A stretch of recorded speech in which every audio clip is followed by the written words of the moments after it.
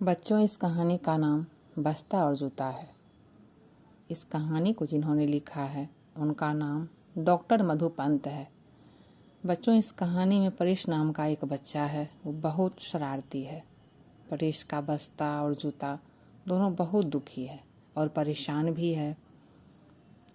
यहाँ बस्ता और जूता दोनों मिलकर अपनी परेशानी साझा कर रहे हैं। परेश के बारे में दोनों ने एक तरकीब बनाई है जिसमें दोनों मिलकर यानी बस्ता और जूता परेश को सुधारना भी चाहते हैं और सबक सिखाना भी चाहते हैं। यहाँ बस्ता ये चाहता है कि परेश सही ढंग से जिल्द लगी कॉपी किताबें अपने साथ रखे और ऐसा करने से मुझे खुशी मिलती है।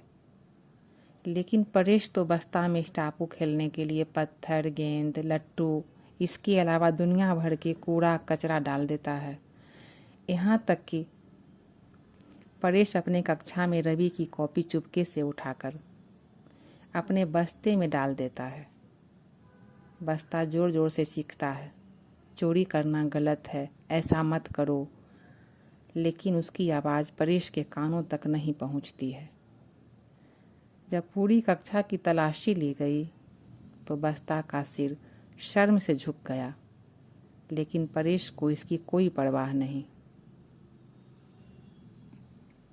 बच्चों, अब जूता बस्ता से ये बता रहा है कि मेरा भी उसी परेश ने नाक में दम किया हुआ है। मेरा तो काम पैरों की रक्षा करना है।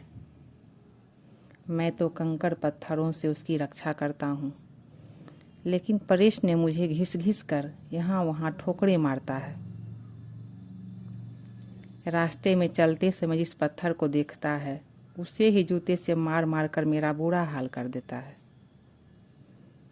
यदि कभी वह मुझे पॉलिश लगाकर चमका ले तो मुझे कितनी खुशी होगी, पर वह क्या जाने दूसरों की पीड़ा। फिर जूता ये बताता है, शर्म से तो मेरा सिर भी झुक गया था जब कक्षा में सब बच्चों की पोशाक और जूतों का निरीक्षण चल रहा था। उस समय सबसे बदसूरत मैं ही था।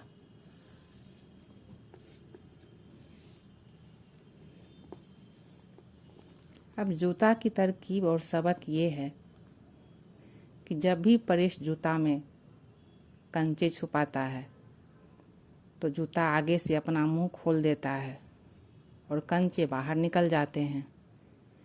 फिर परेश को जब कंचे नहीं मिलते हैं तो उसे जोर से ज़मीन पर पटकता है।